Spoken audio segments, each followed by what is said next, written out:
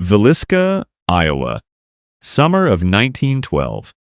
It was the kind of town where everyone knew each other by name, where doors were left unlocked, where nights were quiet, safe, and uneventful, or so they thought.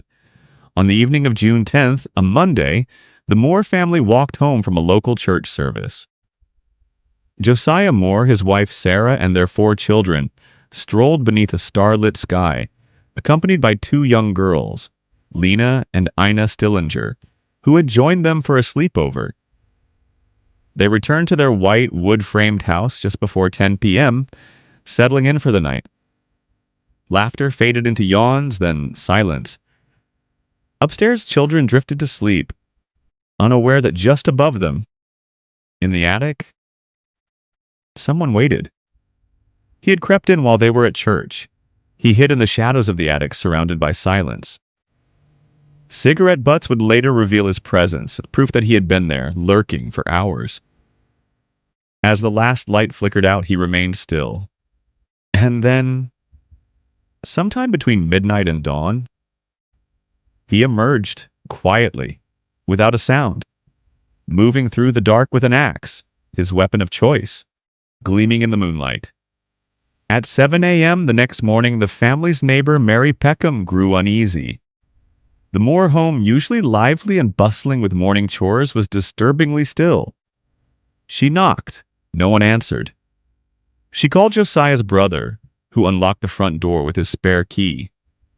Minutes later, he stumbled back out, pale and shaking. Inside the house lay a scene too horrific to imagine. 8 people, murdered in their sleep.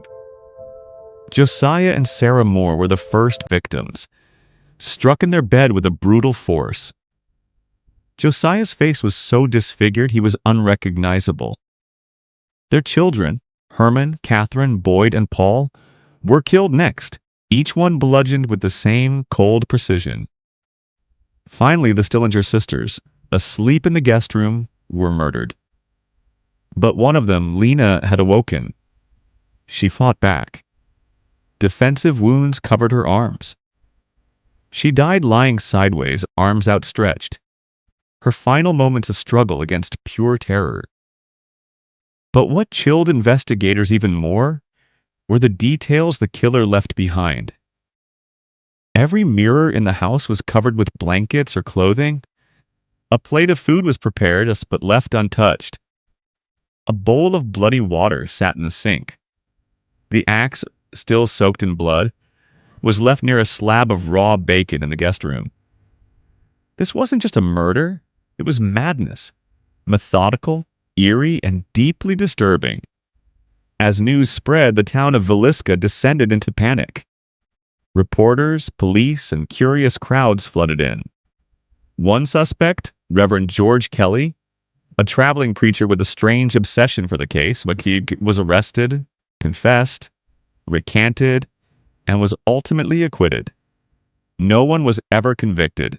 No justice was ever served. The case remains unsolved, and the house was left to the silence. Over the years, families moved in and quickly moved out. Stories began to circulate, of footsteps in empty hallways, of children's laughter when no one was home, of shadows moving in the attic. The very place the killer had hidden remained the coldest spot in the house, even in the peak of summer. In 2014, the horror returned. A man staying overnight, part of a ghost hunt, stabbed himself in the chest. He lived, but remembered nothing.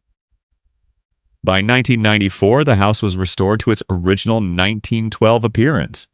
The plumbing removed, the furniture replaced with exact replicas. Toys were placed in the children's room, as they were that final night.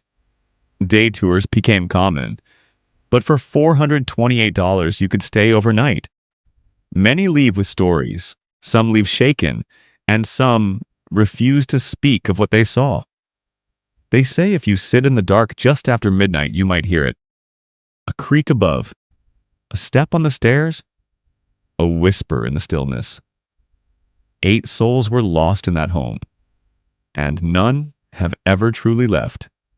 These haunting images are from the actual home where the murders occurred, preserved just as it was in 1912. Real stories, true crimes, unsolved mysteries.